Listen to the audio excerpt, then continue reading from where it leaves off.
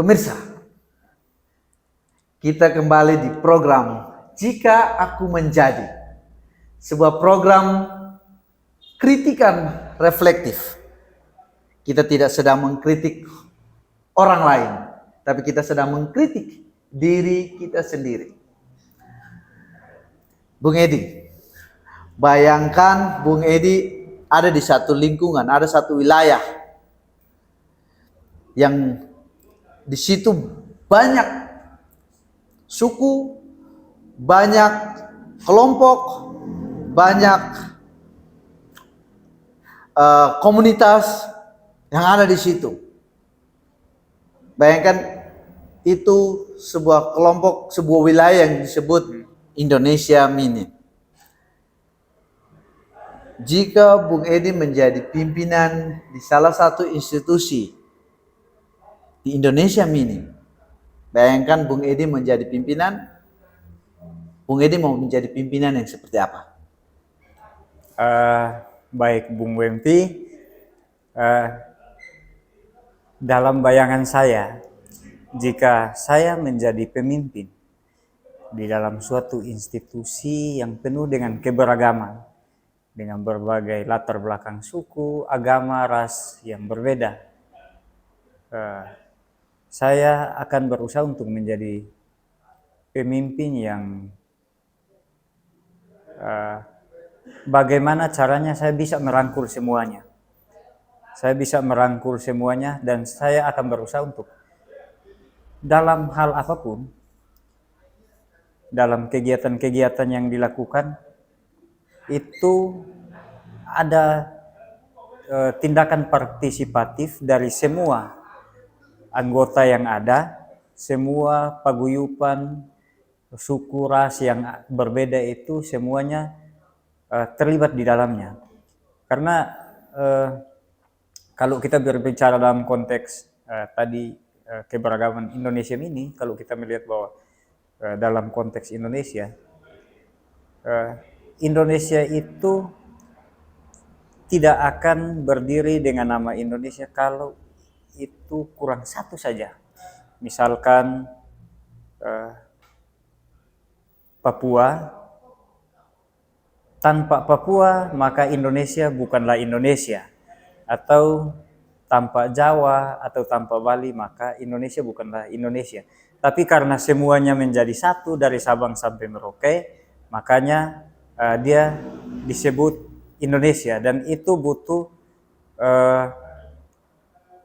partisipatif yang aktif dari semua anggota untuk ikut terlibat, ikut berperan dalam setiap apapun yang dilakukan.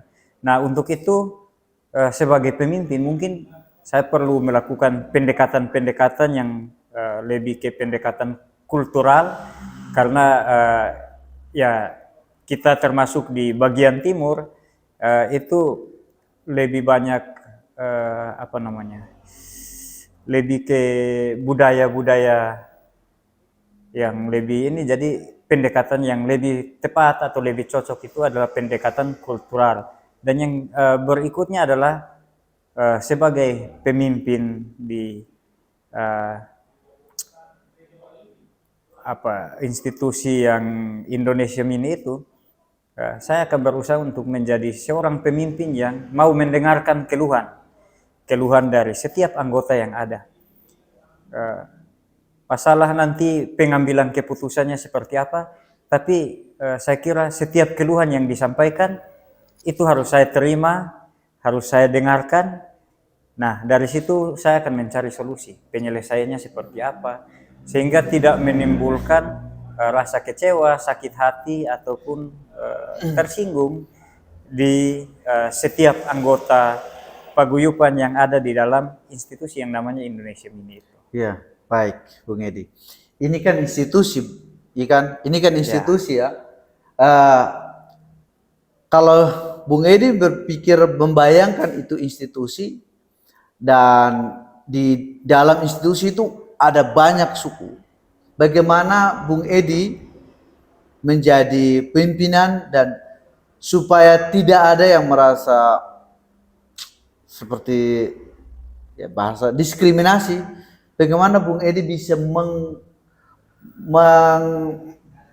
mengajak mereka keterwakilan setiap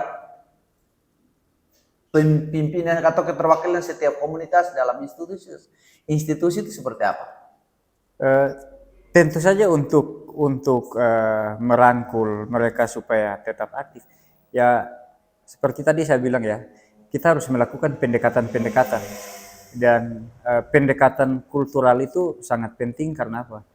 Tiap suku, tiap budaya, tiap ras itu punya karakteristik yang berbeda-beda. Sehingga kita tidak bisa melakukan pendekatan yang pukul rata atau kita sama ratakan semua ya. Tapi pendekatan ke tiap suku atau tiap paguyupan yang ada itu pasti cara pendekatannya juga berbeda sesuai dengan budaya dan kebiasaannya masing-masing. Nah, misalkan kayak saya datang ke salah satu suku yang ada di bagian barat. Tentu saja saya harus melakukan pendekatan menyesuaikan dengan adat istiadat, cara dan kultur yang ada di bagian barat. Demikian pula nanti ke bagian tengah, bagian timur. Itu harus melakukan pendekatan secara kultural sehingga tidak melakukan pendekatan dengan misalkan saya pikir ini saya lebih tahu, lalu saya harus melakukan pendekatan semua sama rata. Tidak bisa. Itu harus dilakukan pendekatan secara kultural.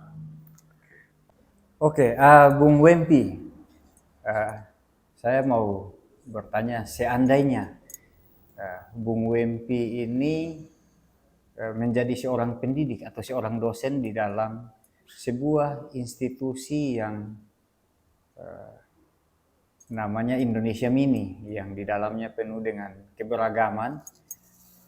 Bagaimana cara Bung Wempi dalam mentreatment mahasiswa-mahasiswa mungkin atau anak didiknya Bung Wempi yang beragam, baik itu dari suku, ras atau agama yang berbeda di dalam institusi atau mungkin dunia pendidikan yang multikultural itu. Ya, Bung Edi, jika aku menjadi dosen di Indonesia Mini, ya, yang paling penting adalah bagaimana saya bisa menjunjung tinggi setiap budaya, menjunjung tinggi keberagaman, ya kan? Keberagaman. Saya orang Timor, tidak akan bisa memberikan tahu tentang orang Jawa dan tidak bisa memberikan penilaian yang objektif tentang orang Jawa. Kenapa? Saya tidak tahu. Saya bukan orang Jawa. Tetapi kalau saya mau memberikan seperti mau mengenal atau mau mengenal orang Jawa, mau memberikan seperti penilaian kepada orang Jawa, saya harus menjadi orang Jawa. Kita tahu kita punya pepatah yang cukup terkenal di Indonesia. Di mana kaki berpijak, di situ langit dijunjung. Jadi saya sebagai orang Timor yang hidup di Indonesia Mini, saya harus tahu realitas itu bahwa menjunjung tinggi keberagaman artinya menghargai setiap keunikan budaya masing-masing. Orang Timor pasti berbeda dengan orang Jawa. Orang Jawa berbeda dengan orang Batak. Orang Batak berbeda dengan orang Papua. Orang Papua berbeda dengan orang Kalimantan. Orang Kalimantan berbeda dengan orang Ambon. Semua itu berbeda dan punya keunikan masing-masing. Dan bagaimana saya sebagai dosen di Indonesia Mini menghargai setiap perbedaan dengan keunikannya masing-masing. Dan Bung Edi, bayangkan Bung Edi menjadi staf di institusi Indonesia Mini. Jika Bung Edi menjadi staf di di institusi tersebut Bung Edi mau menjadi staf yang seperti apa? Kalau saya dalam bayangan saya ketika misalkan saya menjadi staf di dalam institusi yang bernama Indonesia Mini, saya akan berusaha untuk melayani setiap entitas yang ada di dalam dengan tidak membeda-bedakan. Saya akan berusaha untuk melayani semuanya sesuai dengan SOP dan standar yang ada, tanpa harus melihat suku, ras, atau agama yang berbeda. Saya akan melayani mereka dengan sama. Bahkan sebisa mungkin saya akan berusaha untuk mencoba bergaul dengan mereka yang berbeda, sambil berusaha untuk berusaha untuk belajar tentang hal-hal yang mungkin saya tidak tahu dari keberagaman yang ada. Sehingga hal yang paling sederhana, misalkan tadi kita berbicara tentang keberagaman yang ada, tadi Bung Wempi sempat bilang orang ini punya karakter yang berbeda dengan ini. Nah, punya keunikan masing-masing. Nah, di situ sebenarnya suatu keuntungan juga bagi saya ketika misalkan saya bekerja sebagai staf di Indonesia Mini itu, saya bisa bergaul dengan siapa saja dan saya berusaha untuk belajar tentang karakter tiap orang, sehingga dalam bekerja, ya kadangkala mungkin dalam bekerja apalagi sebagai staf, kadang-kadang mungkin ada tindakan-tindakan yang membuat kita merasa seolah-olah tidak dihargai atau tidak ini. Tapi ketika kita tahu, oh ini karakternya seperti ini seperti ini, maka itu mungkin akan membuat kita untuk lebih bersabar dalam menghadapi setiap kondisi yang ada. Seperti itu. Oke. Bung Edi, bayangkan Bung Edi ada di wilayah Indonesia Mini. Bung Edi mau menjadi anggota paguyuban mahasiswa yang seperti apa? Oke. Kalau saya berada di dalam Indonesia Mini dan saya menjadi anggota paguyuban, tentu saja setiap orang pasti berpikir untuk menjadi yang terbaik, anggota yang baik. Nah, dalam menjadi anggota yang baik ini tentu saja tidak semudah kita berbicara menjadi anggota yang baik. Tapi dalam tindakan, nah, kadang-kadang itu kan berlawanan dengan apa yang kita pikirkan. Nah, kalau dalam bayangannya saya, ketika saya menjadi anggota paguyuban di dalam Indonesia Mini, saya akan memanfaatkan kesempatan terbaik yang ada. Saya akan berusaha untuk membangun relasi yang baik, hubungan yang baik dengan teman-teman yang ada di dalam paguyuban yang sama, maupun teman-teman dari paguyuban lain. Karena kalau saya bisa membangun relasi yang baik dengan teman-teman dari paguyuban yang lain, di situ saya bisa belajar banyak hal. Dan ya tentu saja yang paling banyak dipelajari nanti tentang budaya, sosial, kulturalnya. Terus tentu saja jangan kita lupa juga bahwa di sekitar kita ada masyarakat sekitar. Nah, dengan masyarakat sekitar pun tentu saja sebagai seorang anggota paguyuban, saya harus berperilaku yang baik. Saya harus menjaga perilaku, tingkah laku saya, sehingga itu dapat memberikan rasa nyaman, tidak hanya kepada sesama anggota paguyuban atau kepaguyuban yang lain, tapi masyarakat sekitar tempat di mana saya tinggal itu juga merasa nyaman, sehingga saya bisa diterima di lingkungan, di tempat di mana saya tinggal dan berada. Lalu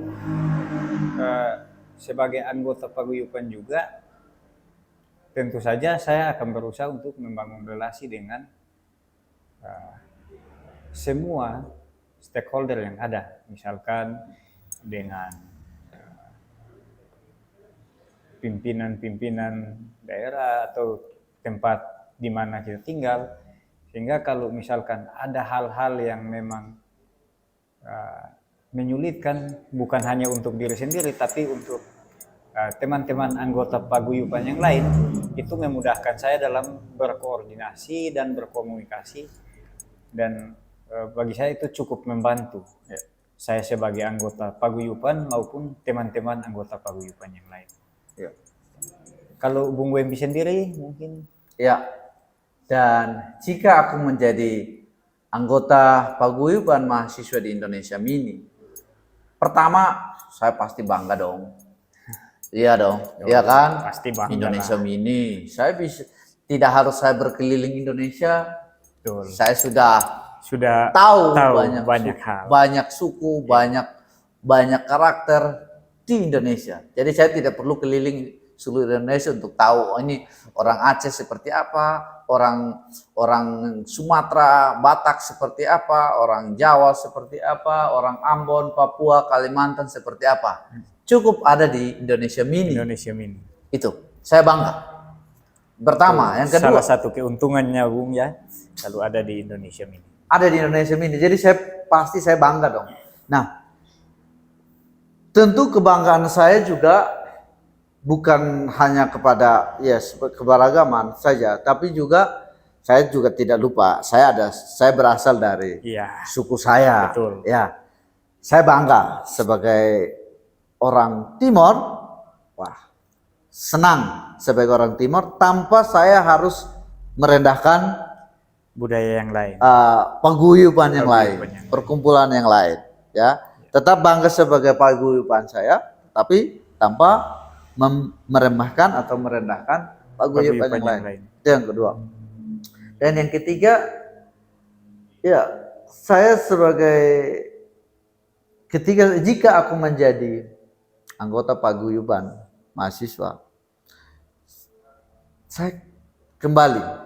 saya tinggal di satu lokasi, satu wilayah yang punya kearifan lokalnya, yang punya aturan lokalnya.